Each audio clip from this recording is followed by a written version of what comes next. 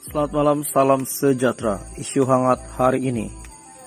Terkini, berita hari ini, hutang negara Rm 979,8 bilion setakat Desember lalu.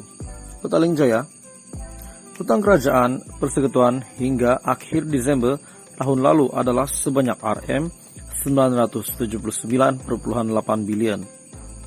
Timbalan Menteri Keuangan Datuk Muhammad Syahar Abdullah berkata, paras hutang itu adalah 63,4% daripada keluaran dalam negara kasar ataupun KDNK. Nisbah hutang statutori kerajaan persekutuan yang merangkumi instrumen security kerajaan Malaysia MGS, terbitan pelaburan kerajaan Malaysia MGII dan Bil Perbendaharaan Islam Malaysia MITB pula mencatatkan 5,79% daripada KDNK. Bagaimanapun, jumlah kadar hutang itu masih lagi di bawah paras 65% daripada jumlah KDNK negara, katanya di Dewan Rakyat hari ini.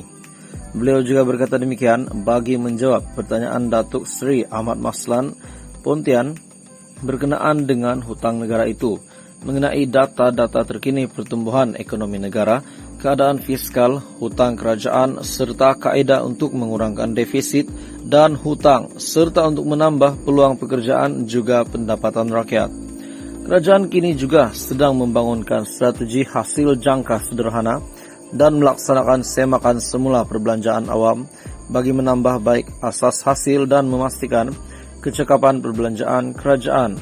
Pelaksanaan langkah-langkah tersebut dijangka mampu mengukuhkan kembali lagi kedudukan keuangan demi memastikan kemampanan fiskal dan kemampuan keberhutangan kerajaan dalam jangka masa sederhana dan negara Rm 979,8 bilion setakat Desember lalu. Petaling Jaya, hutang kerajaan persekutuan hingga akhir Desember tahun lalu adalah sebanyak Rm 979,8 bilion. Timbalan Menteri Keuangan Datuk Muhammad Syahar Abdullah berkata, paras hutang itu adalah 63,4% daripada keluaran dalam negara kasar ataupun KDNK.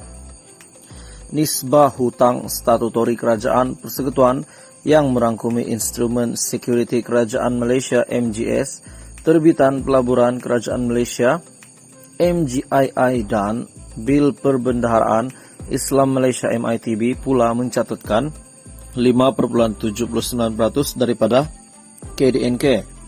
Bagaimanapun, jumlah kadar hutang itu masih lagi di bawah paras 65% daripada jumlah KDNK negara, katanya di Dewan Rakyat hari ini. Beliau juga berkata demikian bagi menjawab pertanyaan Datuk Seri Ahmad Maslan Pontian berkenaan dengan hutang negara itu, mengenai data-data terkini pertumbuhan ekonomi negara, keadaan fiskal, hutang kerajaan, serta kaedah untuk mengurangkan defisit dan hutang, serta untuk menambah peluang pekerjaan juga pendapatan rakyat. Kerajaan kini juga sedang membangunkan strategi hasil jangka sederhana dan melaksanakan semakan semula perbelanjaan awam bagi menambah baik asas hasil dan memastikan kecekapan perbelanjaan kerajaan. Pelaksanaan langkah-langkah tersebut dijangka mampu mengukuhkan kembali lagi kedudukan keuangan demi memastikan kemampanan fiskal dan kemampuan keberhutangan kerajaan dalam jangka masa sederhana dan panjang.